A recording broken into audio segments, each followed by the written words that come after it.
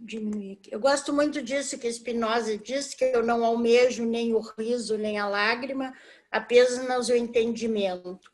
Eu acho que o que nós buscamos aqui realmente é um entendimento desse tema que é bastante complexo. Mas nós vamos ver que não é tanto assim também.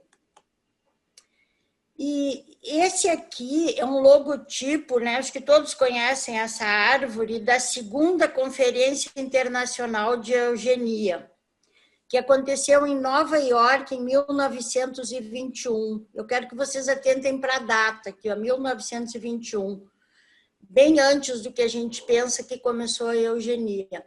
A primeira conferência foi em 1912, em Londres, e a terceira e última foi em Nova York, também em 1932. Qual é o conceito de eugenia? É o termo criado por Galton, que ele era primo do Darwin, em 1883, que significa bem-nascido, nobre em hereditariedade. O estudo dos agentes sob o controle social que podem melhorar ou empobrecer as qualidades raciais das futuras gerações, seja física ou mentalmente. É o conjunto de ideias e práticas relativas ao melhoramento da raça humana. É o aprimoramento da raça humana pela seleção dos genitores, tendo como base o estudo da hereditariedade. Atentem para a distorção dela, que é o que geralmente acontece, usada como prática discriminatória e racista. Qual foi a base da eugenia, então? Tem que tirar daqui. Galton, esse primo do Darwin, né, ele foi influenciado pelo Darwin mesmo, do livro A Origem das Espécies, onde aparece o conceito de seleção natural. Então, todos sabem, né, que o Darwin ele trabalhou com a seleção natural. E, baseado nisso, o Galton propôs a seleção artificial para o aprimoramento da população humana, segundo os critérios considerados melhores para a época, como resposta às várias pressões a problemas sociais. Seria bastante prático, ele disse, produzir uma raça de homens altamente talentosos por casamentos judiciosos durante várias gerações consecutivas. Isso permitiria a melhoria do estoque humano, dando às raças mais adequadas ou às cepas de sangue uma chance melhor de prevalecer rapidamente sobre os menos adequados. Isso nós estamos falando de 1883, 85, né? A eugenia não é tirar a vida ou deixar de oferecer a devida atenção e suporte às linhagens inferiores, e sim não permitir que elas tenham uma continuidade evolutiva. Sua miscigenação com linhagens superiores faz regredir ou retardar a evolução natural dessas linhagens. Nós vamos ver depois o que o livro de Urântia diz, que é bem isso também. Então, a história mais recente de tentativa de eugenia.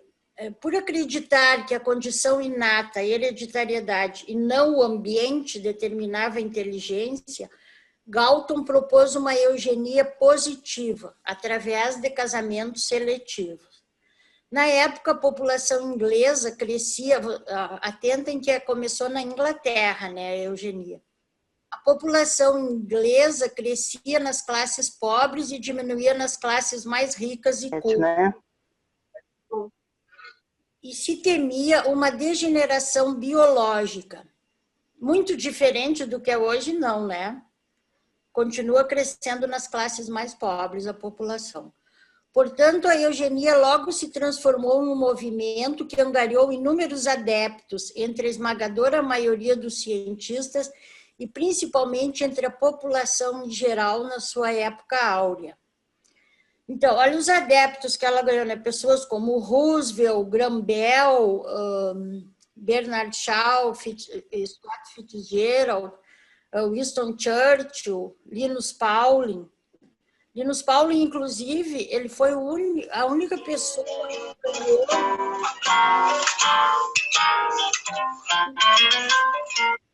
Ele está com sonho. O Linus Pauling foi a única pessoa a ganhar 2 Nobéis individuais, né? E, inclusive, ele ganhou um da paz. E eram pessoas que estavam aqui na época defendendo a eugenia. Ah, e tem um Kellogg aqui também, ó, lá da família que a gente conhece. Então, o William Sadler e a Helena Sadler também aderiram ao movimento, assim como todos os médicos e psiquiatras da época. Os Sadlers não eram líderes do movimento, mas disseminavam a ideia participando de conferências sobre a eugenia, escrevendo positivamente a respeito da esterilização e advogando erradicar do mundo os que não eram capazes. Aqui eu acho que eles já tinham até influência do livro de Urântia, né? Pela época, 1930 e poucos, 20 e poucos. Nós deveríamos recrutar nossos degenerados, classificando-os e empregando-os adequadamente, encarcerá-los ou esterilizá-los dentro de algumas décadas. Dentro de algumas décadas, a maioria de nossas instituições de caridade que estão lidando com problemas resultantes de debilidade mental sairiam do negócio. A maioria das cadeias e bordéis estaria vazia. Nossos tribunais definhariam por carência de casos. E 2/3 dos trabalhos filantrópicos e reformatórios relacionados com a pobreza, o vício, a intemperança, a delinquência e o crime acabariam parando por falta de débeis mentais que hoje mantêm esses moinhos de caridade em atividade. Isso o Sadler que escreveu. O desenvolvimento da eugenia. Então, ela começou nos Estados Unidos, em 1890, foi fundado o Laboratório de Investigação Genética. Entre o final do século XIX e o começo do século XX, havia uma tendência de reprodução seletiva. Se um homem era considerado indigno de transmitir sua hereditariedade às gerações futuras, era esterilizado contra sua vontade. Começou a enraizar-se nos Estados Unidos, em parte porque nessa época as pessoas estavam preocupadas com o que estava acontecendo com suas cidades. Seus apoiadores tinham uma tendência de ser de classe média, brancos e bem educados, que se sentiam perturbados com as favelas industriais. Foi nos Estados Unidos que a eugenia ganhou contornos mais negativos, o controle de quem se reproduziria e quem não teria esse direito. Isso acontecia porque os Estados Unidos pareciam estar se degenerando. Essa era a palavra usada na época. Os surdos, cegos, epiléticos, débeis mentais e até pobres eram esterilizados, já que a pobreza tinha seu próprio diagnóstico médico, o pauperismo. Qualquer pessoa considerada um obstáculo para a sociedade estava em risco. Em meados de 1920, esterilizar pessoas era legal em alguns estados americanos, mas ainda não havia uma lei federal para a esterilização compulsiva nos Estados Unidos. Em 1927, foi emitida uma decisão sobre a constitucionalidade da esterilização por eugenia. Eu vejo essas práticas até mais raciais e discriminatórias do que eugênicas, né? Depois nós podemos discutir um pouco isso, mas pelo menos eu vejo assim. Então, ela começou em Londres, em 1912, com a primeira conferência, né?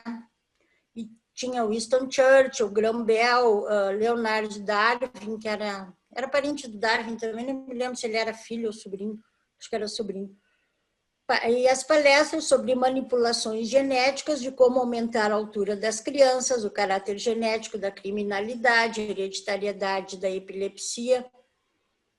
E também isso começou lá em 1800 e pouco, eles tinham pouco conhecimento da ciência ainda. Eles achavam que uma pessoa que tinha um problema mental, que era sempre hereditário aquele problema. Então, tinha muito desconhecimento ainda. Hoje a gente conhece muita coisa da ciência, né? Em 1918 foi criado no Brasil, olha, isso aqui tudo muito antes ainda de Hitler, né, todas essas coisas. Foi criada a Sociedade Eugênica de São Paulo. O movimento eugênico brasileiro foi bastante heterogêneo, trabalhando com a saúde pública e com a saúde psiquiátrica. Uma parte que pode ser chamada de ingênua ou menos radical do movimento eugenista se dedicou a áreas como saneamento e higiene.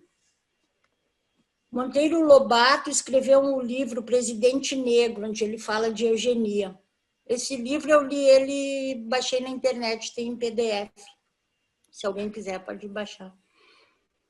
Em 1931, no Brasil, foi criada a Comissão Central Brasileira de Eugenia.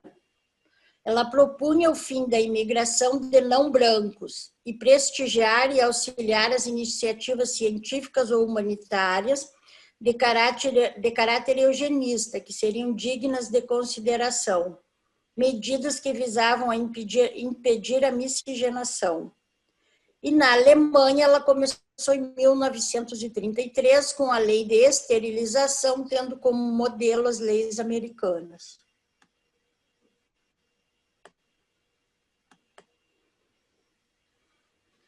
O desenvolvimento da eugenia, então, na Dinamarca, na Suécia, na Noruega e na Finlândia, a eugenia pode ter sido mais branda, mas certamente não foi menos efetiva, implantada como política pública pelo modelo local do sistema de bem-estar social. A versão escandinava foi cientificamente controlada pelo Estado com a finalidade de eliminar os caracteres indesejáveis da sociedade. Entre as décadas de 30 e 60, estima-se que a Suécia tenha esterilizado cerca de 39 mil pessoas, a Noruega 7 mil, Finlândia 17 e Dinamarca 11. Na Ásia, na China e Japão, desenvolveram exemplos práticos e recentes de tentativas de aperfeiçoamento racial. Durante o período Meiji, o Japão implantou técnicas de melhoramento da raça, através de um programa para a produção de futuros samurais. Na China, desde os tempos imperiais, há uma preocupação com a descendência da raça chinesa. Para essa cultura milenar, os ancestrais são sempre os responsáveis pelas gerações futuras. E conceber uma criança com qualquer tipo de deficiência significa uma falha moral de seus pais, o que é inconcebível nesse modelo de sociedade. Uma observação, Estela. Sim. Volta no slide anterior. O interessante é que você pega todos os índices mundiais de melhor bem-estar, de vida, de educação, e é justamente na Escandinávia onde teve essa esterilização. Eu não sei se nós podemos efetivamente associar a este fato, mas é interessante que você tem as pessoas mais felizes, as melhores educações, o melhor nível de vida, todos são na Escandinávia. E, curiosamente, teve esta eugenia naquela fase. E eles falam que quando você faz a eugenia, em 3 a 4 gerações muda completamente a sociedade. Apenas uma curiosidade. Então, deixa eu só completar, dá licença. A gente assistiu um filme que é baseado em fatos reais, se chama, se eu não me engano, depois eu posso ver, Esquadrão Q de queijo, Q, que fala da eugenia que é praticada nos dias de hoje na Dinamarca. Só que eles estão esterilizando os imigrantes. Todos os imigrantes que chegam lá. Que coisa curiosa, porque os imigrantes provavelmente estão com a parte baixa. Você sabe que teve nos idos de 70, se não me engano, eles estavam nos Estados Unidos passando uma fórmula para esterilizar os homens no milho. Isso foi denunciado. Teve regiões dos Estados Unidos que estavam fazendo isso. Eles passavam um esterilizador para os homens. Pode ser que isso seja verdade, porque você tem hoje os na verdade. Mas isso, na minha opinião, Sueli, não é eugenia. Isso é você fazer uma coisa forçada. Exatamente, é extermínio. É extermínio, né? Discriminação e racismo, né? Porque não é eugenia. Eugenia é tu melhorar hoje a ciência tem condições, depois nós vamos ver por terapia gênica, fazer um melhoramento, mas isso aí, de tu chegar lá e eles esterilizar estrangeiros, isso aí é racismo. Os refugiados que estão fugindo da Síria, que estão fugindo das regiões de guerra e que estão indo para lá, segundo, quando termina o filme, eles falam que é baseado em fatos reais e contam vários índices disso. É horroroso. A ideia do Sadler que eles tinham naquela época era os feeble-mindedness, que eles falavam assim, que eram os idiotas, que eram pessoas realmente com problemas mentais. Era esse o foco da eugenia naquela época, as pessoas com problemas mentais. E pessoas com problemas mentais, a gente sabe que se não tem capacidade de decisão, não tem ajustador. Então, é uma coisa você ponderar, mas aí eles expandiram mais do que deveriam, né? Uhum. E a gente, naquela época, as práticas eram esterilização. Hoje, por acaso, alguém é contra, não vamos ser hipócritas, né? Alguém é contra a esterilização de mulheres faveladas que têm 12, 15 filhos, aí que nem... Aqui mesmo, aqui em Garibaldi tem uma, hoje a gente estava comentando, ela está com 12 filhos, deve ter uns 10 pais diferentes. Ela ganha e abandona, ganha e abandona. E aí a Tramontina tem uma fundação que acolhe todos eles. Aí falaram lá com o médico para fazer uma esterilização na mulher. Já tem 12 filhos e abandona todos. Mas aí tem que ter licença do juiz. Aí falaram com a mulher, conversaram a mulher, tudo. Daí ela tinha que ir lá na frente do juiz para autorizar. Aí ela chegou lá na frente do juiz, olhou para o juiz. Não, eu não quero fazer. Pronto. Aí teve que ir para casa, daqui a pouco vai ter mais um filho. Sabe? Então, hoje, a gente... vamos nos escandalizar com aquelas práticas que eles faziam? Não, o livro de Urântia diz, nós vamos ter que fazer alguma coisa, nós vamos ver daqui a pouco. E vamos lá, continuando. Vamos lá. E para quem é contra, Estela, né, essa questão de eugenia, solapa o livro de Urântia, né, quando o livro de Urântia defende essa prática, né, mas de uma maneira mais racional, mais inteligente, né? É preciso fazer alguma coisa nesse sentido, né? Eu acho também. Vamos ver. Uma lei de 1995, que atinge 70%, essa é bem recente, da população chinesa, prevê exames pré-nupciais para o controle de doenças genéticas infecciosas ou mentais. Quando os médicos consideram inapropriada a procriação do casal ou é detectada alguma doença pré-natal no feto, são receitados o aborto e a esterilização voluntária. Na Argentina, também em 1918, foi fundada a Sociedade Argentina de Eugenia, e os nossos vizinhos transpuseram as ideias de Mussolini para a sua realidade e passaram a defender uma argentinidade como parte da herança latina e mediterrânea. E no México, em 1917, o México praticou um tipo de eugenia diametralmente oposta ao da Argentina. Foi o único país a ter uma legislação regulamentando a esterilização, medida rejeitada pelo restante da América Latina, adotada como parte do programa de saúde pública implantado pelo governo que assumiu o poder após o fim da Revolução Mexicana. Eugenia negativa, né, que eles chamam. A do Galton, eles chamaram uma eugenia positiva, né, que incentivava os casamentos em pessoas assim que eles consideravam raças melhores.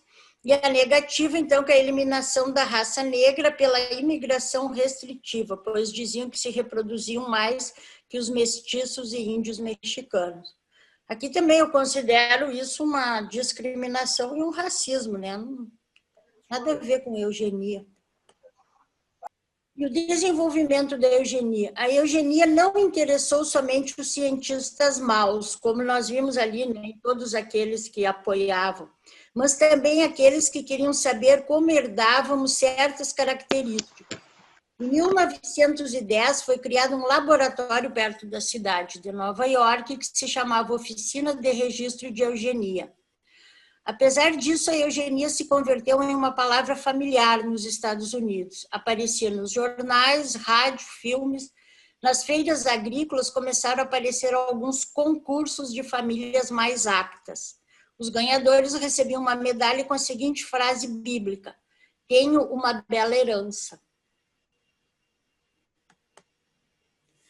E no Brasil teve o primeiro concurso de eugenia realizado pela Inspetoria de Educação Sanitária e Centros de Saúde, dia 24 de fevereiro de 1929, em São Paulo, por delegação da Sociedade de Medicina de São Paulo. E esse foi o primeiro bebê eugênico que ganhou. Vocês podem ver que ele não era loiro, de olho azul, nem nada, parecia um índiozinho, né? Hoje acho que ele não ganharia em chamar ele de obeso. Mas quem não lembra que até pouco tempo acho que tinha um concurso Bebê Johnson, hoje a gente ainda tem concursos de beleza, tem concurso de Miss, de não sei o que, né? Então, mas para ver que era um concurso de beleza, eles chamavam de bebê eugênico. É que depois o termo eugenia ficou estigmatizado, né, por causa do Hitler. Mas era um termo comum na época.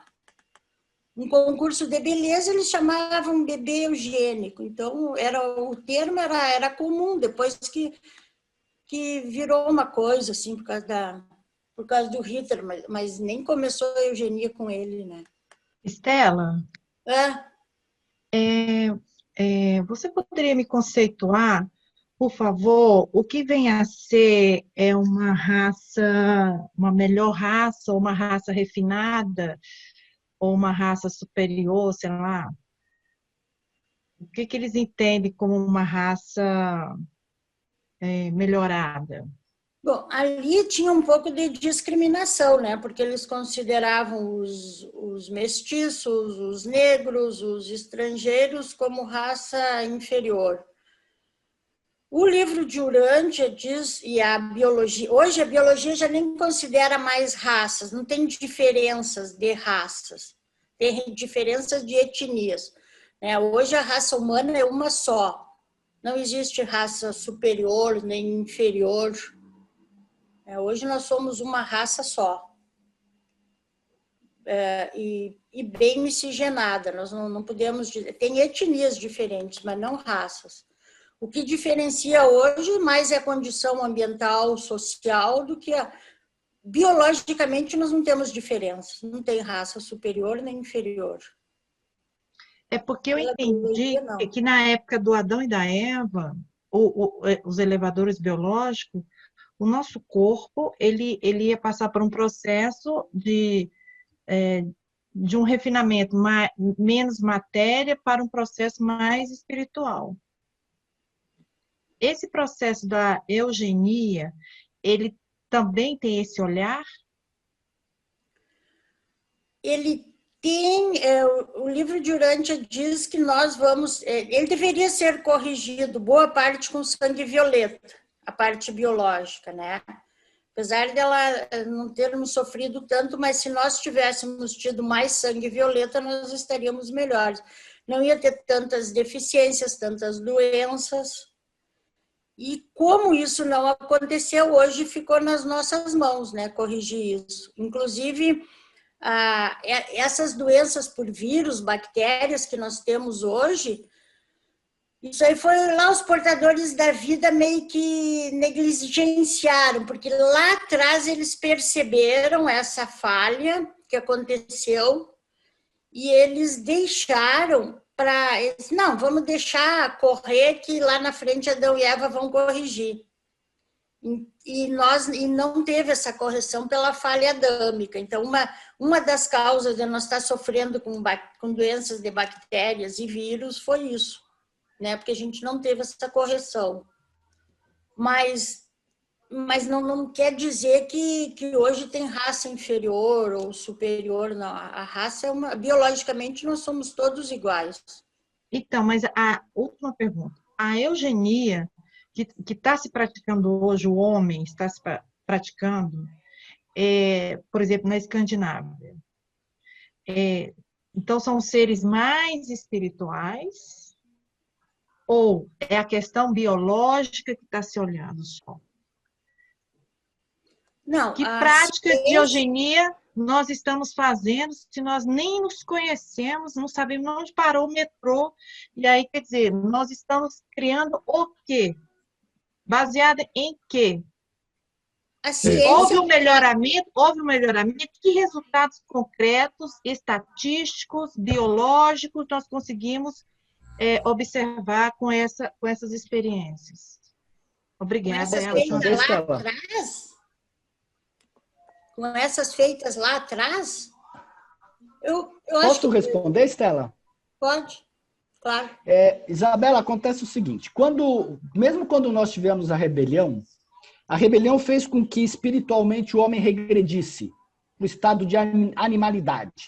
Mas a parte biológica continuou progredindo. Então o homem progrediu biologicamente a ponto de permitir que viesse Adão e Eva e que trouxesse características através do sangue violeta que permitisse a melhor conexão do ser humano com o espírito. Tanto é que há 37 mil anos atrás, os cientistas já descobriram, veio o chamado microcefalim, que permitiu o aumento do cérebro do ser humano. Isso foi descoberto e eles falam, isso não é uma coisa que aconteceu porque demora milhares de anos para que essas alterações aconteçam. Ela aconteceu praticamente de imediato. Então, foi uma coisa positiva que afetou a toda a humanidade de uma forma geral. O que se tem que fazer o que teríamos que fazer é que com a eugenia, ela geralmente é feita no início da evolução da raça, porque eles se matam, eles são muito guerreiros. E a genética ela vai evoluindo também. Porque se você lembrar, nós temos origem animal, Andon e Fonta eram peludos, eles eram totalmente, hoje nós somos completamente diferentes em termos de biotipo. E isso é uma diferença genética. Outra coisa importante, que também já está provado pela ciência, é que todos os traumas passam geneticamente para os filhos, para gerações seguintes. Então, se você tem pessoas, digamos, em ambientes muito ruins, essa coisa ruim vai se perpetuando e vai ficando cada vez pior. Se você tem pessoas, por exemplo, que você consegue desmetilar ou corrigir a parte genética, você vai melhorando, vai ficando cada vez melhor. E quando se começou a eugenia, pelo meu entendimento, no começo do século passado, ela foi uma coisa que não tinha uma visão. Ela não tinha uma visão espiritual. Ela tinha uma visão simplesmente, eu preciso melhorar geneticamente, eu vou matar aqueles que eu acho que não são bons, mas sem nenhum parâmetro. Você, por exemplo, você tem uma pessoa débil mental que você reconhece, mas naquela época ninguém tinha ideia do que era o DNA, do que era a genética. Então eles matavam a revelia. Hoje que nós estamos fazendo isso, hoje o pessoal, eu até comentei, o pessoal reclama da eugenia, mas a ciência, por não ter esse conhecimento, está fazendo muito pior. Porque eles estão misturando gene humano com gene animal, eles estão criando super soldados, eles estão trazendo os mamutes de volta, algo que não tem nada a ver com a eugenia. A eugenia é um processo natural e não um processo forçado de trazer gênios para a humanidade ou super soldados. É uma evolução natural. E essa evolução natural, com o sangue adâmico, faz que você tenha a maior capacidade de conexão com o espírito. Isso que seria a grande vantagem e resistência às doenças, que não foi o que aconteceu. Era isso. Respondeu sua pergunta? Não tem dados científicos para a gente não tem capacidade científica ainda para dizer se isso é bom ou isso é ruim. Os cientistas estão tentando, por exemplo, tirar doenças congênitas das crianças, só que tem uma série de mutações nos genes depois que eles não têm controle nenhum. Porque a gente não tem essa capacidade. A gente mapeou o DNA, mas a gente não sabe como gerenciar esse DNA como um todo. E a natureza sabe. Essa é a grande diferença. Exatamente. Acho que você perguntou da questão... Muito obrigada. Da questão espiritual, a ciência trata da parte biológica, Isabel. Espiritual, nós vamos melhorando à medida também que nós vamos melhorando a parte biológica. Estela, só para pegar um gancho com o que a Isabela falou, dos elevadores biológicos, né? Eles fizeram alguma coisa, mas foi truncado, né, pela queda, né, do casal, né?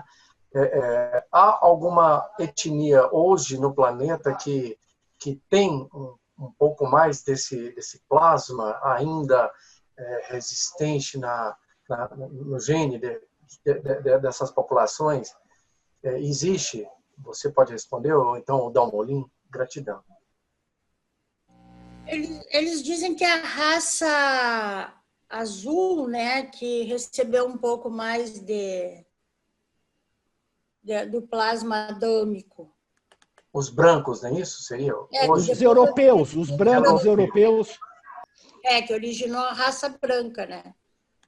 É o que o livro diz.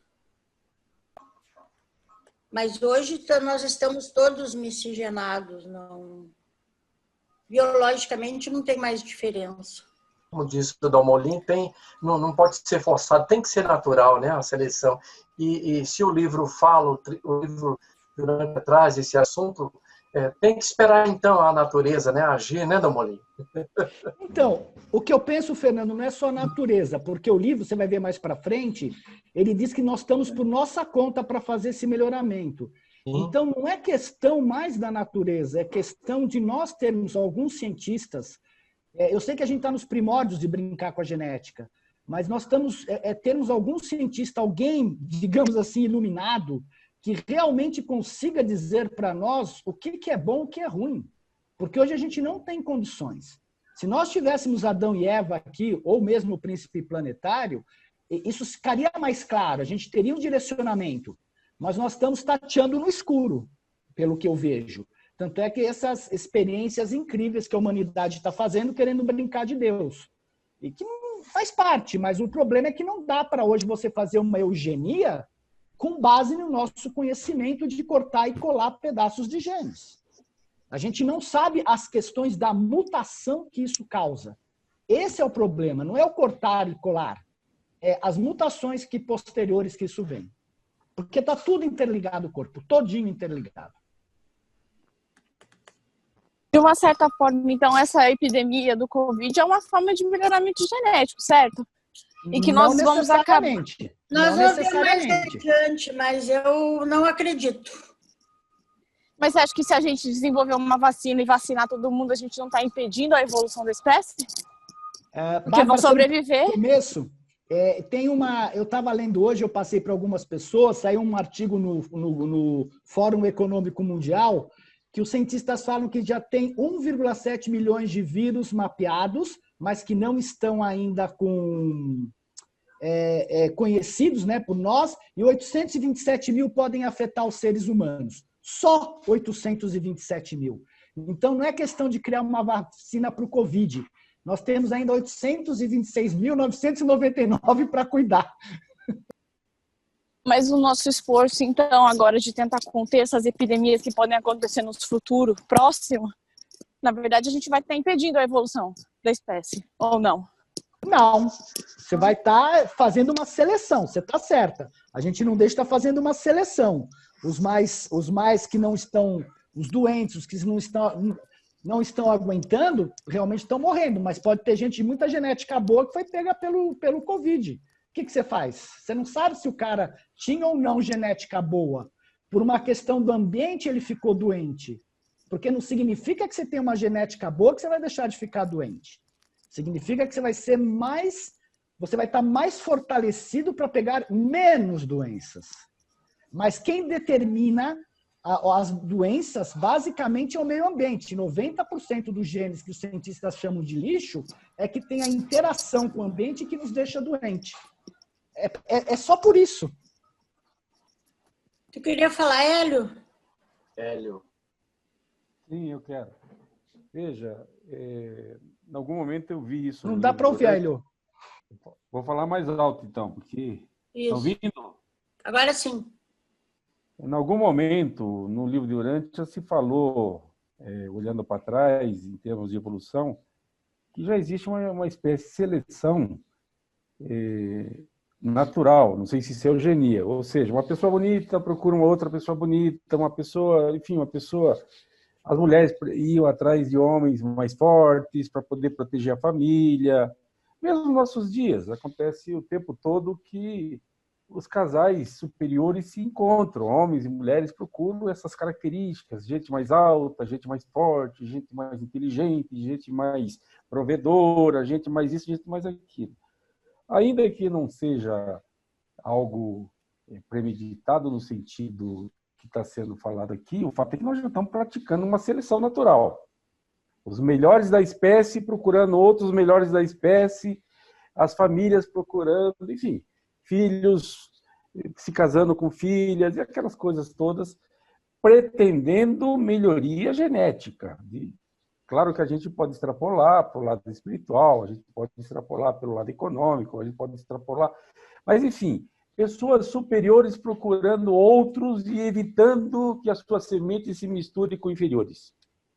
Então, quando alguém diz assim, mas escute, está tudo igual, não é verdade. Isso não pode ser verdade. Você vê que tem pessoas superiores de várias maneiras. Superiores culturalmente, superiores espiritualmente, superiores de várias maneiras. Assim como tem pessoas inferiores. É lamentável dizer isso. Mas tem. Tem pessoas inferiores, sim. Ah, está tudo igual geneticamente. Não está tudo igual geneticamente. Mas vamos lá, para não fugir muito do tema... Essa seleção natural, então, pelo que eu estou entendendo, não se trata de eugenia, é uma seleção natural, as pessoas escolhem, certo?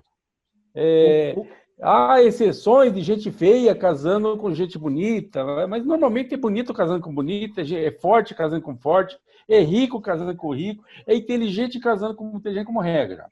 Bom, seleção natural. Eu não aceito que digam que nós estamos nivelados, não estamos. E aí você pode extrapolar em cima de culturas, de etnias. Dentro da mesma etnia, você vai ter a raça superior, vai ter gente superior de várias maneiras, e dentro da mesma etnia, você vai ter gente inferior. Se você for para adiante, para etnias diferentes, você vai dizer o seguinte, tem etnias que são superiores de várias maneiras, geneticamente falando, não é só economicamente falando, não é financeiramente falando, não é culturalmente falando, tem diferença sim. Bom, já que eu falei isso, eu queria perguntar com todas as letras. Eugenia. Bom, vamos lá, só para poder complicar um pouco mais. A gente vê animais, cavalos de raça, que se paga uma fortuna pelo sêmen da égua, do animal, enfim, para poder criar animais superiores e para poder, enfim. Aí você pega touros de excelência, que você pega aqueles animais fantásticos, com peso fantástico. Aí eu já tive frigorífico de abate boi. A gente valoriza muito os cortes, o traseiro, em relação ao dianteiro. Você vê animais que têm um bundão, que vai dar um corte legal, porque vai dar muita carne nobre por conta do traseiro. Tudo isso é mudança genética. Mudança genética, por seleção. Quer dizer, nós estamos fazendo isso com animais como cachorro, nós estamos fazendo isso com animais como cavalo, nós estamos fazendo isso com animais como bois. Nós estamos fazendo isso há muito tempo, essa seleção a partir da manipulação genética. E com pessoas igual. Quer dizer, a partir do que eu estou dizendo, me atualize, porque eu não estou entendendo essa coisa, tá falando lá de 100 anos atrás, mas estão esquecendo de agora, desse momento. O Hélio. Estão fazendo sim. O Hélio. Primeiro, os Estados Unidos, o Brasil, é o maior importador, as mulheres brasileiras são as maiores importadoras de sêmen americano. Nós vamos chegar lá, Hélio, tu vai ver o que estão fazendo. Nós vamos chegar lá. São as mulheres, são as maiores importadoras de sêmen americano, de loiro de olho azul, para você ter uma ideia. Então, existe essa eugenia. Outra coisa, o livro de Urântia também comenta uma coisa que você falou que é importante. Sim, existem genéticas inferiores, porque o ser que é muito superior, ele não consegue fazer determinadas tarefas. Então, ele precisa de seres, digamos assim, eu não gosto desse termo, inferiores, para fazer determinadas tarefas. Isso está escrito claramente no livro de Urântia. Então, você vai ter pessoas com capacidades superiores e pessoas com capacidades inferiores. Mas nós somos internamente todos semelhantes. É isso que a Estela está falando. Em termos de estrutura interna, de gene, tudo, não existe cor, não existe nada disso. Eu falei que estão melhores que outros. Não tem raça diferente. Nós somos uma raça mas existe sim seres inferiores, o livro deixa isso claro. Respondeu, Hélio? A questão não é essa, ainda que seja uma conexão, não se trata disso. Se trata que da mesma raça existe espécie, na mesma raça. Perfeito, pessoas superiores e inferiores. E como resultado de eugenia, de uma forma, digamos, não científica, que seja envolvendo o coração, envolvendo aspectos sociológicos, mas nós estamos sim praticando eugenia e faz tempo. É difícil achar uma pessoa feia se misturando com uma bonita e vice-versa. Mas você acha a pessoa bonita se misturando com gente bonita. Perdão? Isso é seleção natural, né? Vamos ver Por mais isso um pouquinho que tu vai ver aqui. Ok. Tu vai ver que está sendo feita artificialmente também, né? Aí é trágico, mas enfim. Quando você escolhe uma moça bonita, a moça bonita escolhe um cara bonito, está havendo uma seleção, que é uma espécie de eugenia. Os superiores se juntando com os superiores, de várias maneiras. Mas aí é seleção natural, né? Contrariamente à crença popular, a eugenia é uma invenção inglesa e estadunidense, em pioneirismo legislativo e não alemã. As questões éticas. Desde seu surgimento até os dias atuais, diversos historiadores, filósofos e sociólogos declaram que existem diversos problemas éticos sérios na eugenia, como a discriminação de pessoas por categorias, pois ela acaba por rotular as pessoas como aptas ou não aptas para a reprodução. E o que o livro de Urântia diz? Bom, o aperfeiçoamento racial, um programa evolucionário. Isso aqui agora é tudo que o livro de Urântia nos diz, né? Na verdade, depois nós vamos ver o livro de Urântia cita uma única vez a palavra eugenia, mas a gente vai ver que ela está muito nas entrelinhas. Uma das grandes realizações da Idade do Príncipe é a restrição da multiplicação dos indivíduos mentalmente deficientes e socialmente mal adaptados. Muito antes dos tempos da chegada dos Adãos, os segundos filhos, a maior parte dos mundos dedica-se seriamente à tarefa de purificação da raça, algo que os povos de Urântia ainda nem sequer tentaram fazer a sério. Então, nós não fizemos na época do príncipe, nós não fizemos na época de Adão e Eva, por isso que nós estamos tão atrasados nessa questão. Essa questão do aperfeiçoamento racial não é uma tarefa tão prolongada, se enfrentada nessa época inicial da evolução humana. O período precedente de lutas tribais e severa competição para a sobrevivência racial eliminou a maior parte das linhagens anormais e deficientes. Um idiota não tem muita chance de sobrevivência em uma organização social tribal primitiva e em guerra. É um sentimentalismo falso das vossas civilizações, parcialmente perfeccionadas, o de fomentar, proteger e perpetuar as linhagens irremediavelmente defeituosas dentre as raças evolucionárias humanas. O problema é que seria muito mais fácil quando o ser humano lá era um pouco mais animal, né? Não tinha toda essa emoção, toda essa... E só que não foi feito, no nosso caso não foi feito. Então, as raças... É preciso fazer, né, Estela? Porque fala aí no slide anterior, a maioria dos mundos faz isso, né? Nós dizemos, é preciso fazer, né?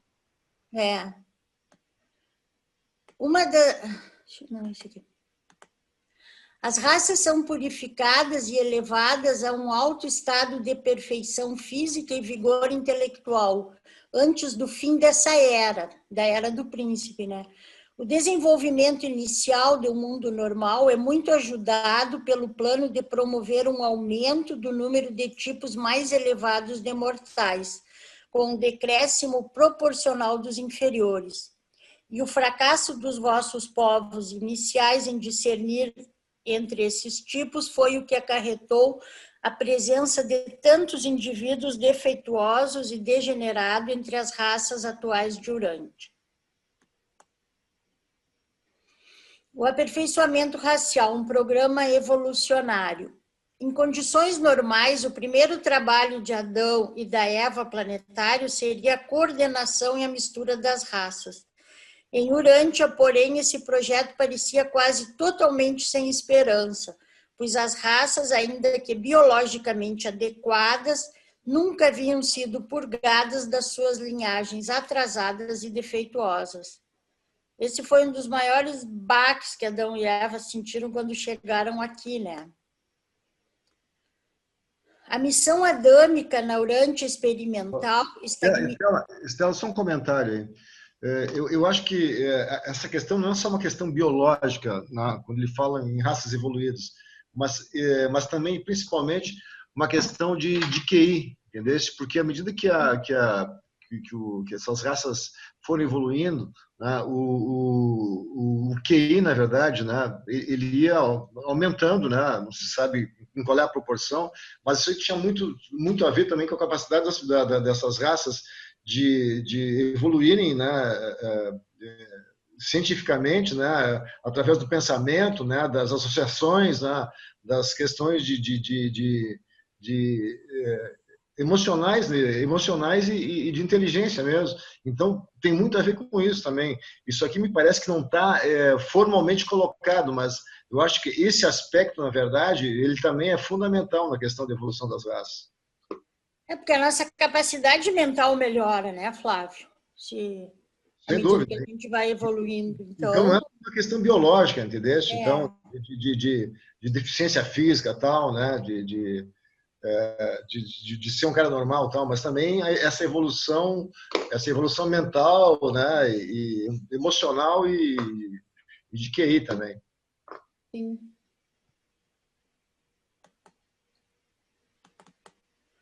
A missão adâmica na Urântia experimental, estigmatizada e isolada pela rebelião, era uma tarefa descomunal. E o filho e a filha materiais logo se tornaram conscientes das dificuldades e da complexidade do compromisso que assumiram com o planeta. Corajosamente, contudo, enfrentaram a tarefa de resolver os seus múltiplos problemas. Todavia, ao dedicarem-se ao importante trabalho de eliminar os seres defeituosos e degenerados dentre as linhagens humanas, eles ficaram bastante consternados. Não conseguiam encontrar uma saída para o dilema e não podiam obter o conselho dos seus superiores de Jerusalém, nem de Edentia. E aqui estavam eles isolados, confrontando-se dia a dia com algum contratempo novo e complexo, com algum problema que parecia insolúvel. Então, aqui como tem uma não... coisa... Desculpa, Estela. Não, é que aqui tem uma coisa interessante, que quanto mais evoluído você é, mais consternado você fica de... Você vê que o próprio Adão e Eva ficaram consternados de fazer essa atividade. Porque mesmo que você pegue um gatinho defeituoso, um animalzinho, você vai cuidar dele. Porque você já desenvolveu a compaixão, você já desenvolveu algum tipo de coisa. Por isso que essa eugenia tem que ser feita logo no começo. Como as tribos lutam muito entre si, os mais fracos naturalmente vão se degenerando, vão sumindo, que nem acontece no mundo animal. E a gente tem que lembrar que nós somos animal. Que a gente também tem que evoluir com base nesta melhoria da nossa esperteza, da nossa capacidade, daquilo que os 5 ajudantes da mente trazem para a gente para a sobrevivência. E o mais fraco pode não conseguir. Então, é isso que você vê. Eles, como seres evoluídos, cara, como é que eu mato o cara? Porque naquela época não tinha parte de eugenia, não tinha parte genética. Era você acabar com o cara, né? É difícil essa situação. O Fernando falou, o fraco domina o forte, mas isso faz com que o fraco, com o tempo, também desenvolva estratégias para se proteger do forte. E é essa evolução toda que acontece na cadeia evolutiva. Tem o fraco, mas ele se desenvolve, ele se torna também esperto em relação ao mais forte. Tanto é que o que se diz que quem sobrevive não é o mais forte, mas é o que o melhor se adapta ao meio ambiente. Porque o meio ambiente tem um impacto muito grande sobre nós. A Glória levantou a mão. Fala, Glória.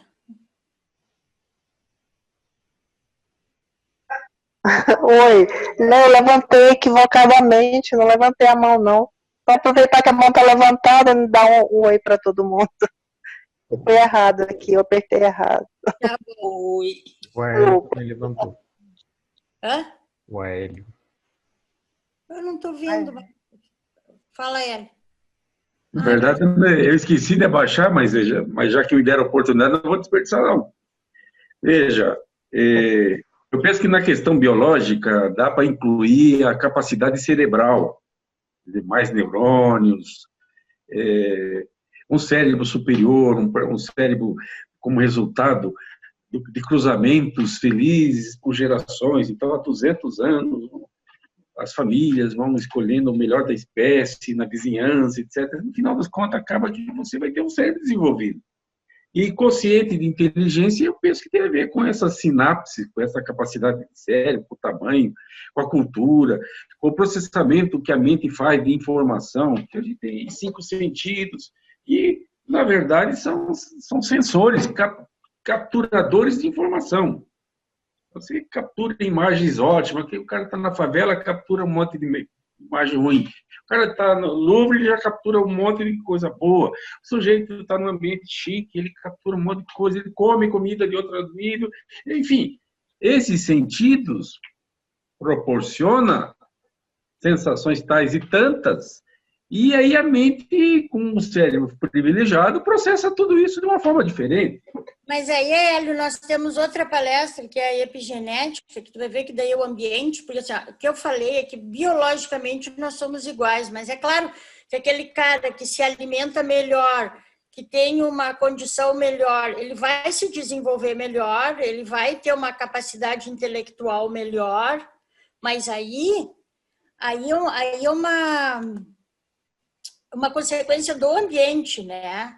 Claro que aquele lá subnutrido e tudo, aquele lá não vai nem aprender, vai para a escola e não vai conseguir nem aprender. Mas biologicamente, se forem dadas as mesmas condições para os dois, eles vão se desenvolver igual. Não é disso que eu estou falando. Eu quero dizer o seguinte, o sujeito que tem 2 metros de altura versus o baixinho. Houve uma experiência no Exército Brasileiro, isso é fato, está documentado suficientemente, e eles disseram assim, puxa, por que nossas Forças Armadas têm gente com 1,60 m? Nós temos que dar um jeito. Como é que nós vamos enfrentar militarmente um pessoal que tem 1,80 m? Então, criaram um programa de alimentação. Hoje, nosso Exército tem gente perto de 1,80 m, ou seja, como resultado de um programa de melhoria genética. Mas isso tem o aspecto de aparência, o aspecto de ser mais forte. Só quero conectar com o que disse o Flávio. QI, para mim, é resultado, sim, de manipulação genética, com certeza. É óbvio que tem a variável de instrução, mais conhecimento, mais cultura. De sorte que, pela parte, vamos dizer, de DNA, de genética, você tem um cérebro melhor. E aí você pega uma mente com mais capacidade, quer dizer, hardware e software e mais capacidade, você vai ter um QI mais elevado, certamente. Só nesse sentido, foi nenhuma intervenção em relação ao que você falou. Na verdade, nem tinha pedido a palavra, só aproveitei que me deram. Essa questão de QI é bem discutível também, né? Mas é outro... Então, a falta de eugenia, um dos riscos que ameaçam uma civilização e o desenvolvimento da alma. O mundo interior e o mundo exterior, isso tudo é do livro de Urantia ainda, né? O mundo interior e o mundo exterior têm um conjunto diferente de valores. Qualquer civilização está em perigo quando 3/4 da sua juventude aderem a profissões materialistas e devotam-se à busca de atividades sensoriais no mundo exterior. A civilização está em perigo quando a juventude negligencia o seu interesse pela ética, sociologia, eugenia, e aqui é a única vez que o livro de Urantia fala a palavra eugenia, a filosofia, as artes, a religião e a cosmologia. Então, quando 3/4 da sua juventude, para vocês verem que a gente não fugiu muito ainda dessa situação, né? Do mesmo modo que a evolução da mente depende do lento desenvolvimento das condições físicas ou é retardado por ele, Também o progresso espiritual depende da expansão mental, e o retardo intelectual atrasa-o infalivelmente. Contudo, isso não quer dizer que a evolução espiritual seja dependente da educação, cultura ou sabedoria. A alma pode evoluir independentemente da cultura mental, mas não na ausência da capacidade mental e do desejo. A escolha da sobrevivência e a decisão de alcançar uma perfeição sempre crescente, de fazer a vontade do Pai no céu. Embora a sobrevivência possa não depender da posse de conhecimento e sabedoria, a progressão muito certamente depende. Então, a gente não pode se desenvolver na ausência da capacidade mental. Por isso que o livro diz que nós temos que resolver esses problemas biológicos nossos. As dificuldades Urântia para executar a eugenia. Essas 6 raças evolucionárias estão destinadas a se misturarem e se elevarem pela miscigenação com a progênie dos elevadores adâmicos. Todavia, antes da amalgamação desses povos, os povos inferiores e os inaptos são amplamente eliminados. Que nem o Marcos falou, né? Pelas guerras, por tudo. Só que não foram, né? O príncipe planetário e o filho material, junto com as outras autoridades planetárias indicadas, decidem sobre a aptidão das linhas de reprodução. A dificuldade de executar um programa radical como esse em Urântia consiste na ausência de juízes competentes para decidir sobre a aptidão biológica ou inaptidão dos indivíduos das raças do vosso mundo. Apesar desse obstáculo, quer parecer que deveríeis tornar-vos capazes de concordar com o fim da confraternização biológica com as vossas cepas mais acentuadamente ineptas, defeituosas, degeneradas e antissociais. E aqui eles falam, né, a ausência de juízes competentes é porque eu acho assim, que a nossa ciência avança mais que a nossa capacidade, que o nosso desenvolvimento espiritual, ético, principalmente ético, né? Então, por isso que eu acho que a gente não pode ter essa confiança total na ciência, não pela ciência em si, a ciência sabe o que faz, mas as pessoas que fazem a ciência, nem todas elas são muito éticas. Assim como em todas as áreas que nós temos do planeta. Nós temos as pessoas éticas e as não éticas. E eu acho que, e aquilo ali que eles falam, que é essa falta que nós temos de juízes, né, de pessoas éticas para dizer o que é certo, o que é errado. E nós vamos ver que tem muita coisa sendo feita mesmo que não é muito legal. Não é ternura nem altruísmo oferecer uma compaixão fútil a seres humanos degenerados e inferiores, a mortais anormais e sem salvação. Mesmo nos mais normais dos mundos evolucionários, existem diferença suficiente entre os indivíduos e os inúmeros grupos sociais.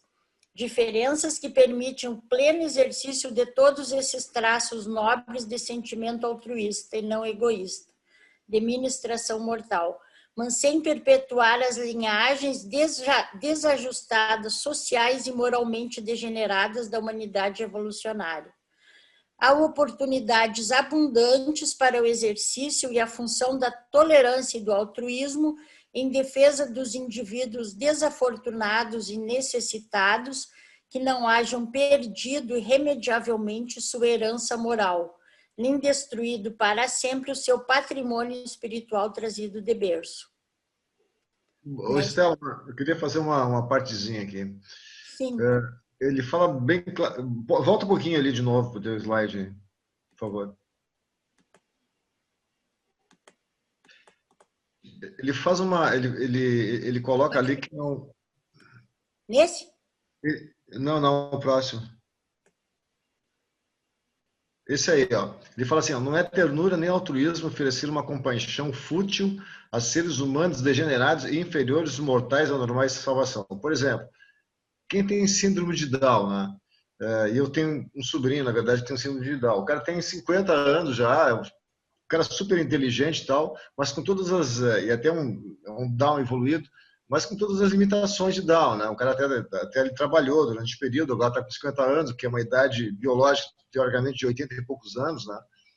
Então, assim, ó, de repente, na gestação, tu descobre que teu filho é Down. O que tu faz, cara, palha? Tu elimina porque, de repente, tu tem que, né, tentar uma apuração da espécie já, né, tu sabedor disso e tal. Quer dizer, é um drama de consciência muito grande isso, né? De repente, tu pode ser um cara totalmente frio, né? E como muita gente faz, na verdade, e não dá para julgar ninguém também por isso. Então, assim, a gente deve estar muito atrás, realmente, numa evolução da raça como um todo, né? Porque a gente tem um monte de deficientes mentais aí, né? De deficientes biológicos, né? E outros idiotas também, né? E muitos que estão, na verdade, né, que até alguns até que governam. Então a gente está numa série uma situação bem complicada assim, em termos de humanidade nesse momento, né? Porque olha, até fazer uma depuração assim mínima de todas essas deficiências que a gente tem, né, biológicas, né, morais, né, intelectuais, vai demorar muito tempo isso, porque assim, ó, eu acho que a evolução na verdade ela não é só biológica, na verdade ela tem que passar por todas as fases do conhecimento humano, né? Não é só a parte física, né? Tem que ser moral, intelectual, espiritual, enfim, eu acho que a evolução é tudo isso aí, né? Que nós estamos muito atrasados ainda, muito, né? Quando a gente vê o livro de Urântia, assim, os reveladores, eles são bem frios nessa questão, mas eles nos veem como uns animais aqui ainda, né? Eu penso assim, para eles nós não passamos nós somos um ser espiritual em potencial. Aqui nós somos animais para eles. Então, quando às vezes as pessoas acham o livro de Urântia é muito duro, o livro de Urântia as pessoas se chocam com o que eles falam, mas nós temos que ver o que nós somos para o universo. Gente, esses dias aconteceu um crime cruel aqui, que eu nem vou contar os detalhes, assim, do cara que matou o filhinho de 3 anos. E gente da alta sociedade daqui de Garibaldi, gente não é favelado, não é nada, o cara provavelmente tem transtornos, mas mesmo assim, sabe, a gente comete esse tipo de crime ainda, né? Então, olha os reveladores olhando para nós somos animais, nós temos muito ainda que melhorar. Crime cruel. Quem foi mesmo que escreveu Os Sertões? Me fugiu o nome. Euclides da Cunha. Ele foi construir uma ponte. Em São José do Rio Pardo, em 1908, um pouquinho mais para frente. E ficou 3 anos lá. E ele era casado. E você vai em São José do Rio Pardo, tem a casinha onde ele ficou hospedado em homenagem à ponte dele. Quando ele voltou para o Rio de Janeiro, a esposa dele estava grávida, porque ela pensou que ele tivesse morrido. Ele não mandou notícias, não falou mais nada. O que ele fez? Deixou o filho nascer, trancou o filho no quarto e a mulher no outro, e deixou o filho morrer de fome e a mulher ouvindo a criança chorar. E o cara escreveu Os Sertões. Então, não é uma questão de inteligência, ele é engenheiro. Aí ele fez uma ponte lá belíssima e fez isso com a mulher. Então, não é só, é questão dessa crueldade, é isso que o livro fala. Porque você tem genéticas que as pessoas não são sensíveis ao plano espiritual. O que importa é nós somos realmente seres em potencial, nós temos uma escolha. Só que você tem seres que não têm essa escolha, eles não conseguem. Esses são os seres que atrapalham os outros. Não é questão só de inteligência. O Flávio está certo. O QI é verdade. O quanto mais você consegue fazer conexões neurais, é melhor. Mas tem pessoas que não conseguem essa sensibilidade ao plano espiritual. E o que a falta do sangue adâmico maior na gente fez com que acontecesse também, né? Nós não fôssemos tão mais sensíveis ao plano espiritual. Então, não é só questão de inteligência, é essa crueldade. Se você olhar os principais governantes do mundo e ver a crueldade deles, Não é falta de dinheiro nem de inteligência, não, né? É usar a coisa pelo lado do mal mesmo. É ruindade mesmo. Agora imagina os reveladores, como é que eles nos veem aqui, né? Então, talvez o Coleman não tenha falado da inteligência espiritual, que existe também, na verdade, né, o Damolin? Tem inteligência espiritual, sim, emocional e espiritual, mas é relativa, porque a gente também não sabe muito o que é inteligência espiritual, né? Então, apesar das dificuldades, nada pode impedir a soberania da escolha de uma alma humana. Nos laboratórios evolucionários cósmicos, a mente é sempre dominante sobre a matéria e o espírito está sempre correlacionado à mente. Se essas dotações diversas não se sincronizarem e se coordenarem, isso pode causar atrasos no tempo. Mas se o indivíduo realmente é sabedor de Deus e deseja encontrá-lo e tornar-se como ele, então a sobrevivência está assegurada, a despeito dos obstáculos do tempo. O status físico pode prejudicar a mente, o que a gente estava falando, e o desvirtuamento mental pode retardar a realização espiritual, mas nenhum desses obstáculos pode derrotar uma escolha feita pela alma com toda a sua vontade. Isso aqui é importante, Estela, porque o que ele está dizendo aqui é uma coisa extremamente clara. Mesmo que a pessoa tenha condições não adequadas, se ela criou a alma, quando ela se fusionar com o espírito, nada disso mais vale. Ela está fusionada com o espírito, ela está fusionada com uma centelha do Pai. Por isso que esse, como eu chamo, que eu costumo brincar, esse mimimi que a gente tem em relação à humanidade, isso não significa que esse ser inferior não vai ter um espírito. Essa é a diferença. Se ele criou a alma, ele vai continuar. E se ele vai continuar, quando ele se fusionar com o infinito, que é o fragmento de Deus, o que importa o que ele passou aqui no planeta? Nada. Aqui é só um jogo.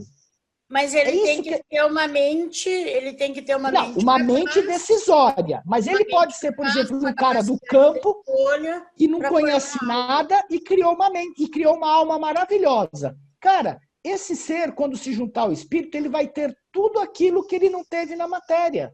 A gente sabe que no mundo das mansões, a gente vai realizar tudo aquilo que a gente não realizou aqui. Então, se o cara teve o azar ou a sorte de nascer com DNA ruim e criou a alma, ele depois vai ser um afortunado.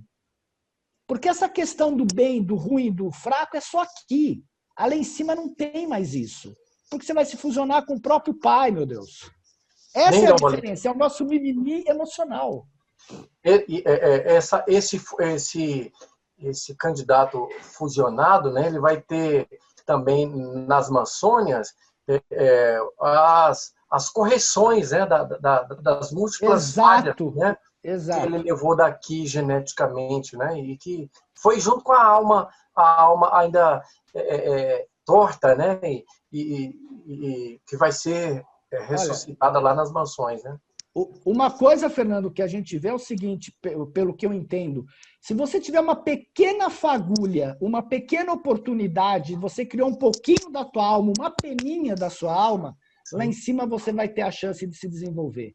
Principalmente num planeta como esse, nessas condições tão adversas. É uma coisa que a gente sempre discutia, porque falava, cara, a coisa está tão adversa aqui, que eles não vão perder a chance de um finalitor. O livro comenta, é melhor ter um planeta em rebelião a perder um finalitor. Então, se você tem uma chispa, com certeza você não vai ser perdido lá em cima. Porque não importa. A tua alma depois vai estar fusionada com o ajustador.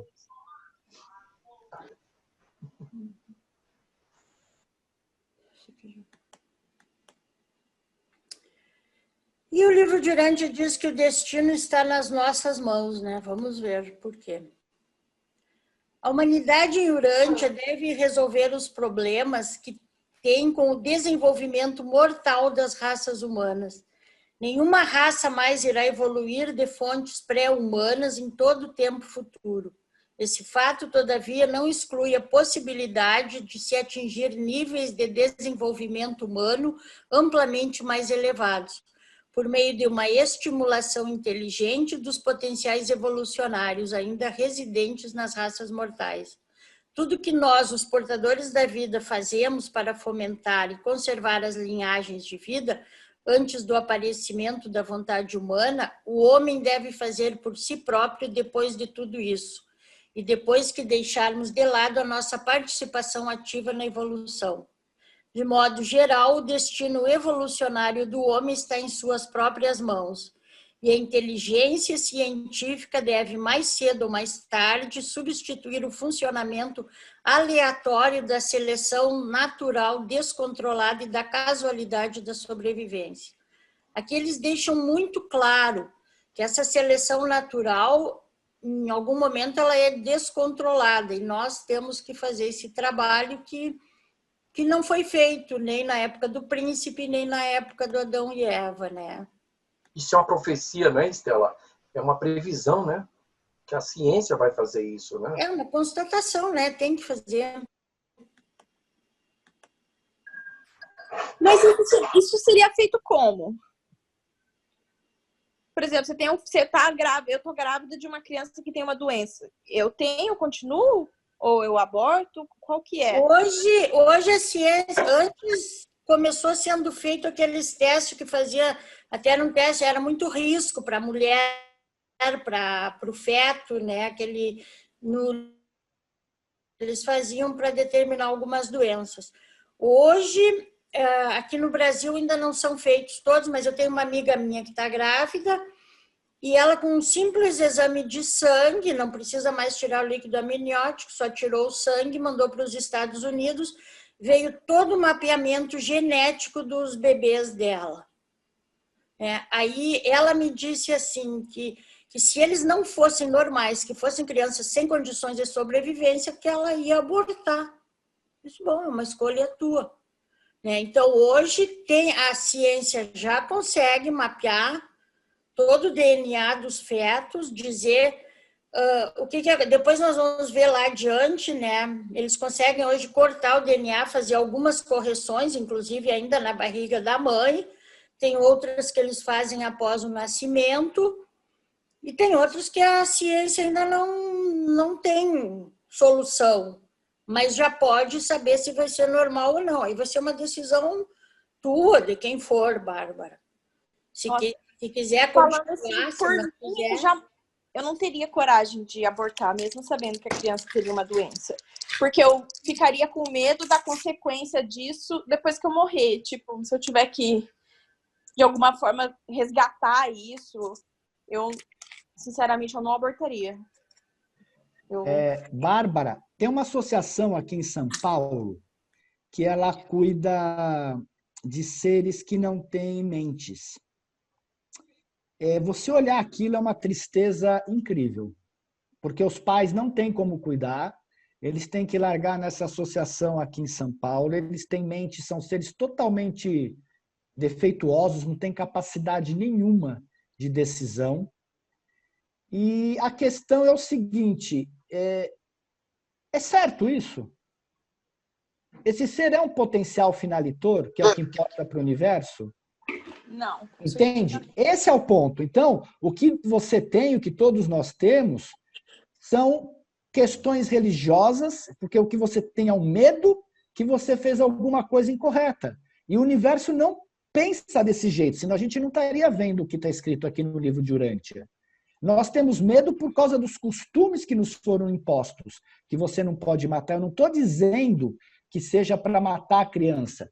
As coisas estão tão absurdas que outro dia, 2, 3 anos atrás, no Rio de Janeiro, a menina fez o eletroencefalograma e não fechou a caixa craniana. Então, a criança não tinha crânio. E ela não pôde abortar porque as entidades religiosas entraram com uma ação contra ela, dizendo que já tinha espírito porque ela tinha engravidado. O que se faz? Olha o trauma que cria numa mãe dessa, que é obrigada a ficar alimentando um feto que não vai nascer morto. Não tem cérebro. Não formou a caixa craniana. O que você faz? Isso é costume. Essa mãe e olha o sofrimento que causou a ela. Então, a questão sua e todo mundo é a culpa que a igreja nos põe de que se você fizer isso, você vai ser punido, que você vai ter consequências. E se a gente olhar de uma maneira não emocional, mas também não mental, cruel, puxa vida, isso daqui não tem como ir para frente. Não vai ser possível esse ser continuar ser um finalitor. Se ele não pode ser um finalitor, ou se um passarinho é fraco o suficiente, a mãe joga do ninho. Agora, eu estou falando de uma forma meio forte, mas eu também fico sentido, é óbvio, porque a gente já desenvolveu a compaixão, o afeto, já a gente entende tudo isso, é difícil. Mas se a gente olhar de uma forma da razão, fala, cara, por que tem que ter uma associação com tantas crianças, com tanta gente cuidando de algo que não vai ter continuidade nenhuma? Mas você não acha que essas crianças, elas não vão se reproduzir? Então, elas não são uma ameaça para a raça, certo? Sim, elas não são, mas elas são... Mas veja o trabalho, o dinheiro que é investido em umas crianças que não tem futuro algum, a não ser viver 10, 20, 30 anos, enquanto for, sendo totalmente alimentados, não tendo condições de ter higiene pessoal, nada. Eles não vão ter... Eles são vegetativos, eles são vegetal, né? Eles são vegetativos, pessoal. Já assim, é desagradável você ver, é difícil a gente ver como ser humano, mas eles são vegetais, eles são vegetativos, você não tem o que fazer. Lógico que aquelas enfermeiras é uma doação, elas evoluem, cara, mas para que todo esse esforço com tanta gente boa precisando? Eles não vão ter ajustador.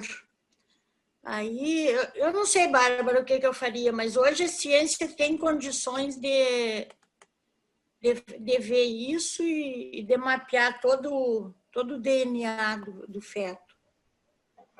Então, de um ponto de vista mundial... Ele tem personalidade? O que? Eu perguntei, essas crianças recebem uma personalidade? Elas podem receber uma personalidade? Eu não sei, Roberto. O problema, Roberto, é que a gente não sabe, que é uma grande discussão que tem aqui, inclusive o Henrique tem uma opinião, outras pessoas têm outra opinião, mas é muito diverso, a gente não sabe quando a personalidade chega. Nós não sabemos quando a personalidade chega. Por mais que elas tenham uma personalidade, e que teoricamente deveriam ter, porque já foi concebido, né? Elas não vão ter ajustadores, porque o que importa não é a personalidade em si, mas é o ajustador que vai pegar todo o potencial desta personalidade e transformar alguma coisa para o universo. Então, o fato de ter personalidade não significa nada. Dom Molin. Fala aí, Morelli. Deixa eu te fazer uma pergunta. Já que você falou dessas crianças que nasceram sem cérebro, vou fazer uma pergunta, e vale para todo mundo na sala. Você teria coragem de tirar a vida dessa criança, já que ela não tem nenhum valor nesse planeta? Então, é o que eu te falei. Eu não sei, Morelli, sinceramente. Eu não, por isso que eu não culpo, eu não falo nada. Hoje, com o conhecimento que eu tenho do livro de Urântia, porque eu conheço isso muito antes do livro de Urântia, eu teria dúvidas, cara. Que nem a Bárbara falou, é por uma questão de costume. É uma questão de falar, cara, o que eu faço com isso?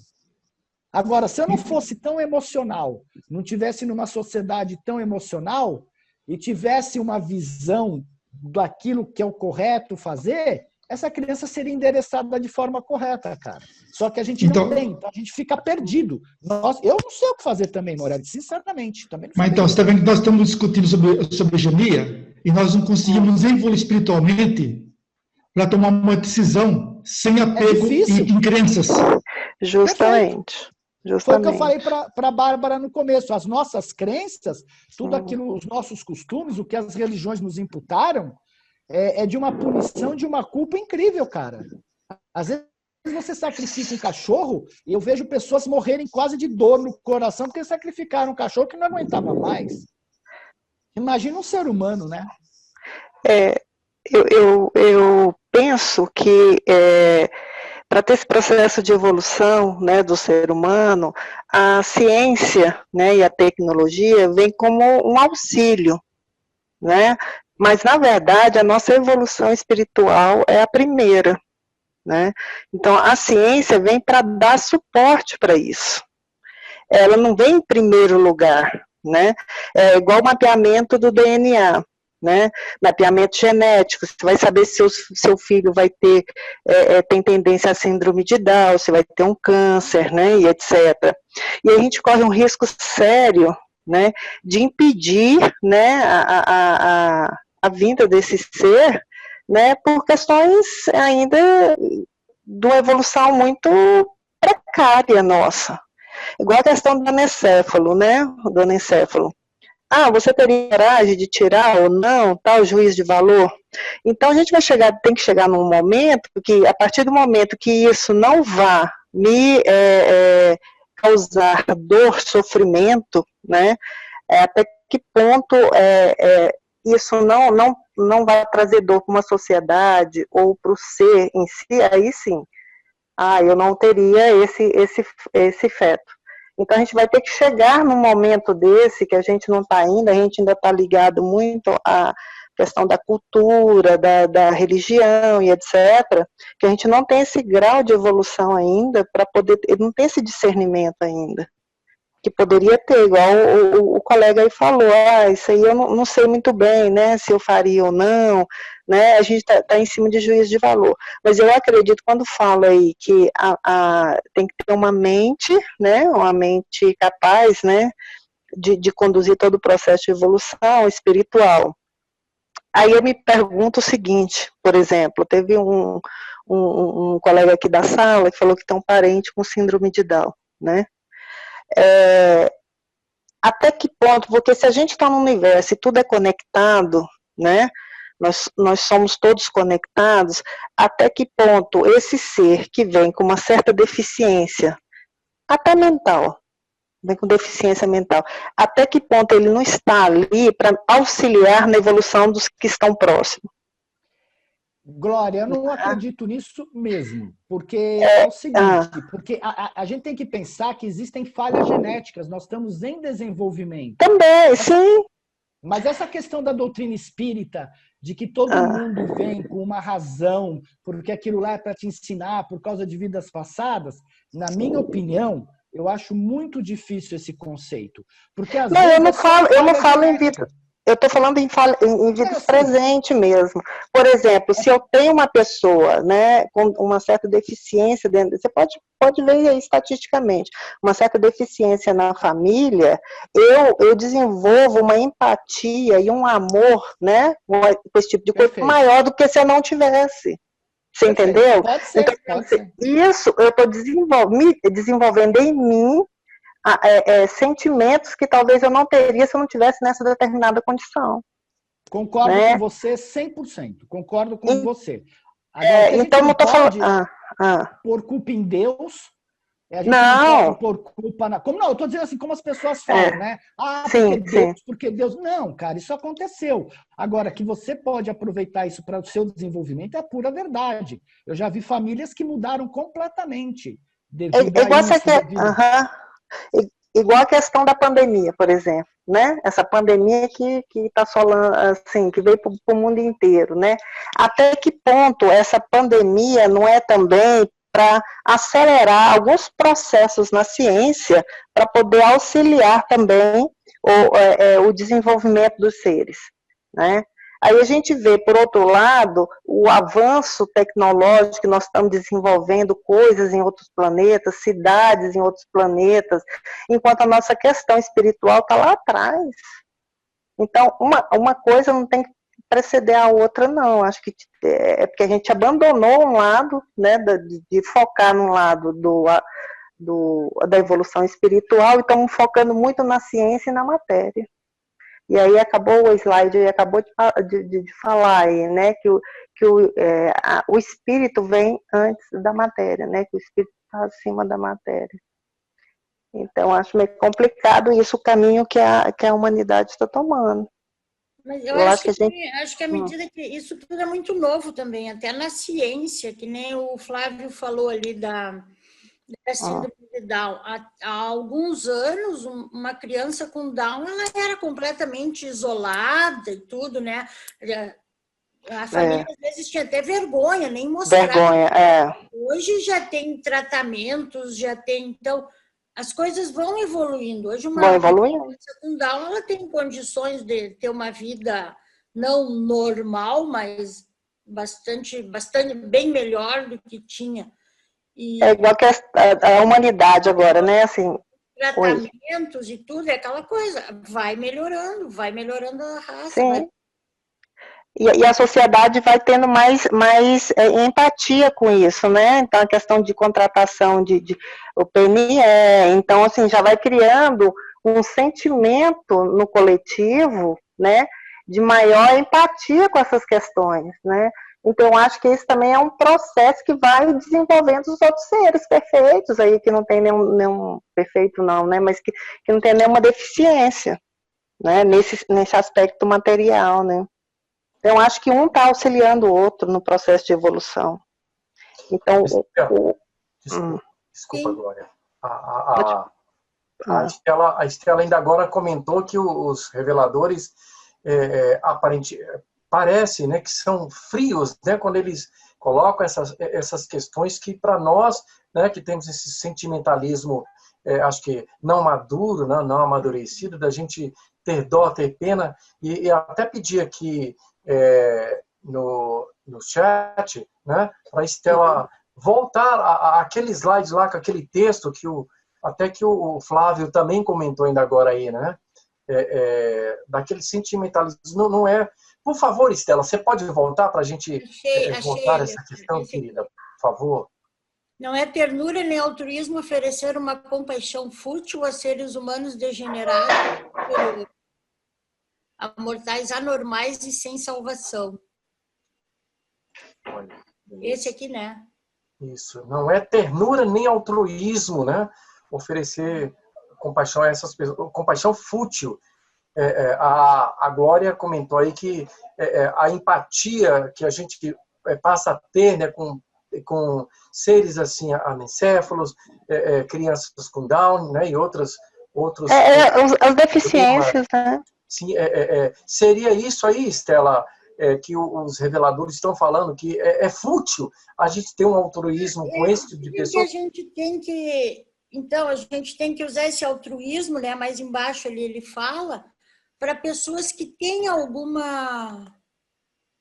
aqui, ó, há oportunidades abundantes para o exercício e a função da tolerância e do altruísmo em defesa dos indivíduos desafortunados e necessitados que não hajam perdido irremediavelmente sua herança moral, nem destruído para sempre o seu patrimônio espiritual trazido de berço.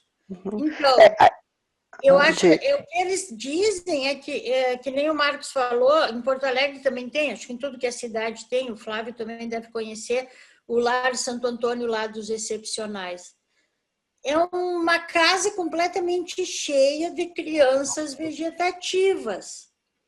O que eu acho que vai chegar um dia que a ciência vai evoluir, que não vai permitir que essas crianças nasçam. Não vai ser. Sim, mas parece que a lei já permite, né? Todo esse recurso, se fosse usado para crianças assim, pobres, para crianças sem condições, que fosse dada condições para, mas crianças com uma mente sadia, com uma capacidade de escolha. Eu acho que é isso que o livro quer dizer, sabe? Olha quantos recursos são gastos lá, aquelas crianças que não é nem... E quem é que está... tem pessoas que cuidam, mas 99% são abandonados pelo pai e pela mãe. Eles não são criados pelo pai e pela mãe. Então, eles não vieram para uma evolução do pai e da mãe delas, porque 90% abandonam essas crianças. Mas eu acho que agora a lei já permite, né? O aborto para anencéfalo. Acho que a lei até permite isso. Agora é questão religião mesmo, é questão de religião. Eu acho que à medida que a ciência avança, que essas coisas vão ficando mais esclarecidas e também que essas correções vão... Nós não podemos negligenciar a ciência, porque vai chegar um ponto que todas essas correções vão poder ser feitas no feto, ainda na barriga da mãe. Né? Sim. Vai chegar o dia que não vai mais nascer crianças defeituosas, que... A não ser um anencéfalo, não tem como mesmo. E aí, Ele não vai ter ajustador, não vai ter mente, não vai ter alma. Tem a questão da personalidade? Tem, mas a personalidade eu já cheguei à conclusão, isso é uma coisa minha, não está no livro, que nem os reveladores sabem quando ela chega, se nós teríamos contado. Assim como eles contaram quando o ajustador chega. Então, por tudo que eu já li no livro, eu acho que nem eles sabem. Mas esse do anencéfalo, nós vai chegar a um ponto que a sociedade vai aceitar, né, um determinado procedimento. Se é não deixar prosseguir, ou se é prosseguir, vai ser aceito pela humanidade já. Tipo bebê de proveta, né, que na época lá foi um questionamento e tal já tem uma inseminação artificial, né, inseminação artificial, né, que fala, a inseminação, né, na mulher, que antigamente isso não era possível, e todo mundo já acha isso uma coisa natural, que isso, né, então acho que vai chegar um momento assim, que a humanidade vai aceitar determinado procedimento para o anencéfalo. Meu medo é só os outros, assim, o meu receio, né, as outras deficiências, né, as outras deficiências. Aí as outras deficiências vão poder ser corrigidas, né. Algumas tribos brasileiras, eu não sei se por instinto, né, algumas tribos indígenas, eles abandonam, né, os filhos com defeitos, né, na floresta para morrerem, né? Sim. Tem essa. Não, tem no Brasil ainda que eles matam mesmo. Matam, as crianças que nascem defeituosas. Eu tenho uma prima minha que mora em Roraima e ela presencia isso. Lá tem os indígenas, não é? Tem tribos indígenas no Brasil ainda que eles literalmente eles matam mesmo as crianças que nascem com um problema. É o nível de evolução, né, daquele grupo, né? Então, assim, vai chegando um ponto, né, que vai evoluir. Agora, nesse slide ali que ela colocou, ela falou, você leu aí há pouco, fala, né, que sempre vai existir diferentes grupos, diferentes, né, as pessoas vão estar em níveis diferentes, o livro mesmo diz, né, nós vamos ver nós não nascemos iguais. E vai ter os grupos diferentes, vai ter as diferenças de nível social, vai ser econômico, vai ser físico, vai ser, né, as diferenças. Então, de um ponto cada um tem mundial, a superpopulação nunca foi um problema sério no passado, mas se as guerras diminuírem e se a ciência controlar cada vez mais as doenças humanas, isso pode tornar-se um problema sério em um futuro próximo. Em tal momento, então, a grande prova de sabedoria da liderança do mundo se fará presente. Terão os governantes durante o discernimento e a coragem de favorecer a multiplicação do ser humano mediano ou estabilizado, em vez dos extremos do supranormal e dos grupos enormemente crescentes de subnormais. O homem normal deveria ser favorecido. Ele é a espinha dorsal da civilização e a fonte dos gênios mutantes da raça. O homem subnormal deveria ser mantido sob o controle da sociedade. Não deveriam ser gerados mais do que o necessário daqueles para trabalharem nos níveis mais baixos das indústrias e para tarefas que requerem uma inteligência pouco acima dos níveis animais. Tarefas que fazem um nível tão exíguo de exigência, a ponto de representarem verdadeiras escravidões e subjugação para os tipos mais elevados de seres humanos. Então, o livro diz, né, que a gente tem que privilegiar os medianos, nem os tão acima, nem os tão abaixo. Para ver que, quando fala raça superior, não, o livro não privilegia nem os superiores, né?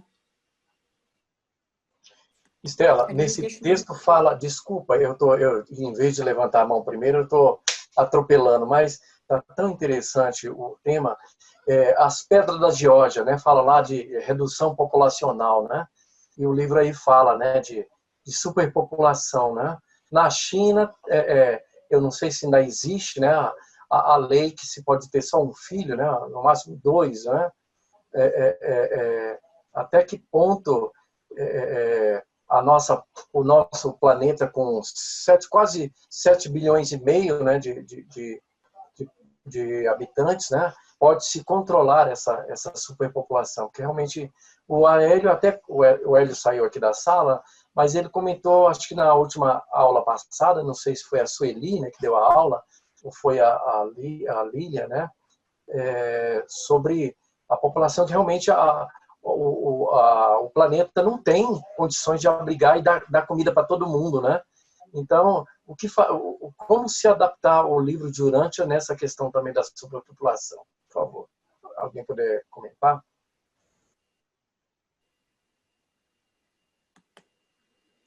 Eu não sei, eu acho que ainda tem muito lugar no planeta. Isso é muito controverso. Qual é o tamanho da população que o planeta abriga? O problema é econômico, são as diferenças sociais e econômicas. Eu acho que nem é o número.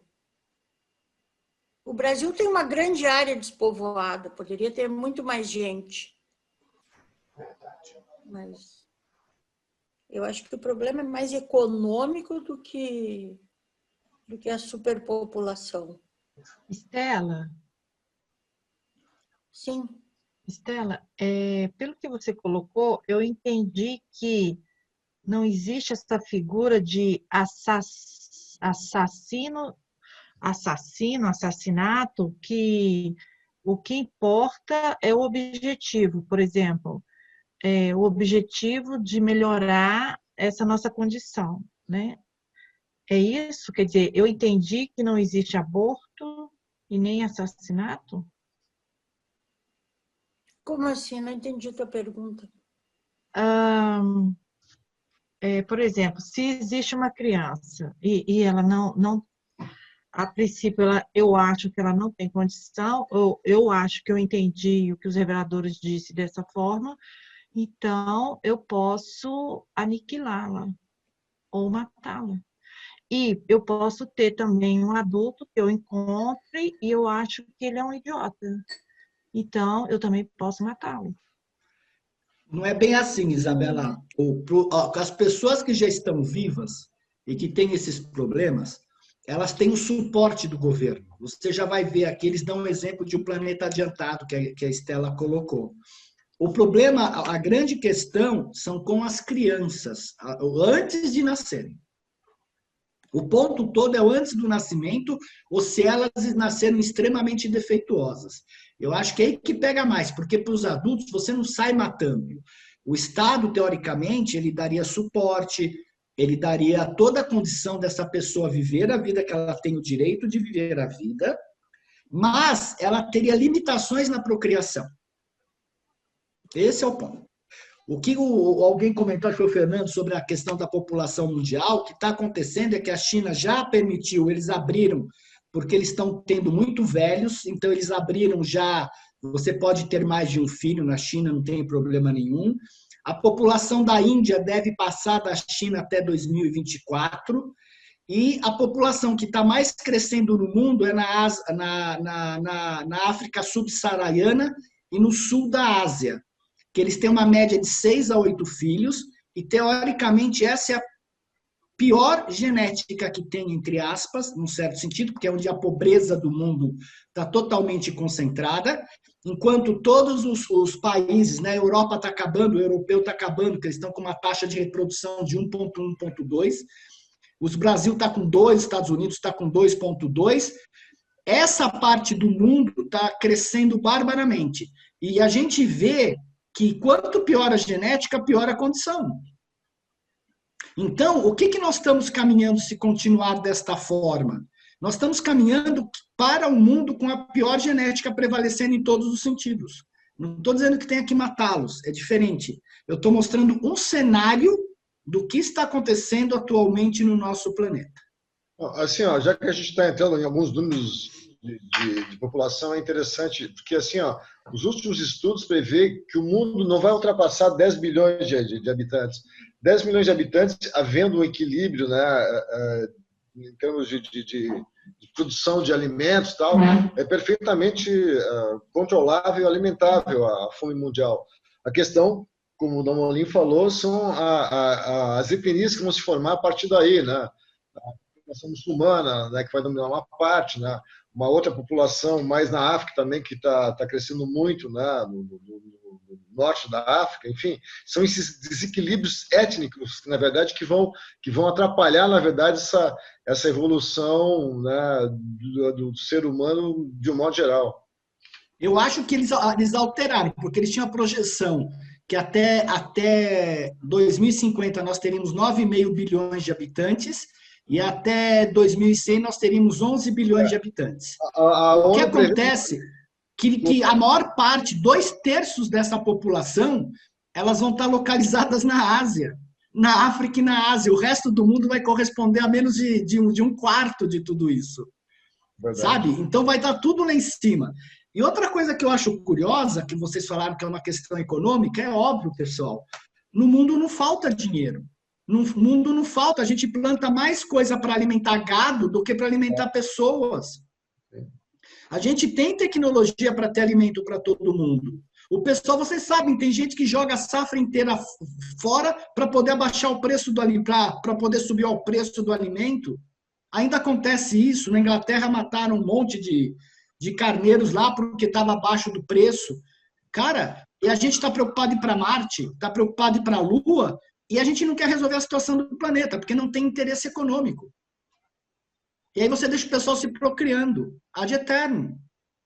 Não é que a gente não tenha que ter tecnologia. A questão é diferente. O que eu vou fazer em Marte? Destruir Marte? Destruir a Lua com a nossa falta de espiritualidade?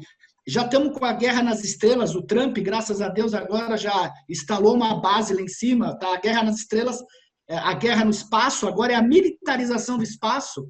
Para quê? Investiu 600 bilhões de dólares esse ano em armamentos. Você teria acabado com a fome do mundo. Mas não tem interesse. Quem é que das minas de diamante, das minas de ouro da África, os donos do poder têm interesse de que aquele povo evolua? Não tem, pessoal. Então, nossa questão é política, é econômica. Né? É você manter a pobreza, porque aí você tem os ricos, você põe lá embaixo, e você mantém o domínio, através do medo, como está sendo feito no mundo, através do marketing do medo, da falsa felicidade. Isso é evolução? Isso é uma mente... Não, não é saudável, Isabela. Inclusive, se você olhar pelos parâmetros do livro de Urântia, se você olhar pelos parâmetros do livro de Urântia, quando ele fala que mais de 3/4 dos jovens se pararem de ir para a espiritualidade e tudo mais, o planeta vai para a degeneração. Nós estamos indo para a degeneração. É que a gente sabe que esse planeta não vai se degenerar até o final. Mas o nosso caminho é da destruição. É óbvio, a China, a Rússia e Estados Unidos, o que tem de arma atômica é absurdo. Então, o nosso caminho está direitinho, é que a gente sabe que isso daqui não vai ser, porque você tem uma hoste de serafins no planeta, você tem todo um controle, Micael encarnou aqui. Mas o nosso caminho é da destruição. Por mais que a gente pense que está tudo lindo para nós, que temos consciência e estamos puxando a carruagem para o resto da humanidade. Agora, vamos ver a humanidade de uma forma geral, a situação deles. A violência, a perversão, a sexualidade exagerada, a quantidade de mortos, os jovens se suicidando, é jovem atrás de jovem se suicidando. Então, o que a gente faz numa situação dessa? A gente tem que ver, vamos para frente, puxar aquilo que a gente pode de melhor e deixa essas ocorrências lá. Mas a gente tem que fazer o nosso melhor por hora e não se apavorar por isso. Porque não tem, a coisa não está nas nossas mãos, está na mão de Deus. Para mim, está claramente na mão de Deus a situação daqui para frente do planeta. Não tem mais, na minha opinião. Mas, bom, eu não acho. Eu acho que o livro de Urântia ele até deixa muito bem claro que essa responsabilidade é nossa. Mas não, Estela, mas não a responsabilidade. Quem é que vai controlar essas armas atômicas? Resolver e evoluir. Mas é o que eu acho. Bom, não sei, terminando, Henrique,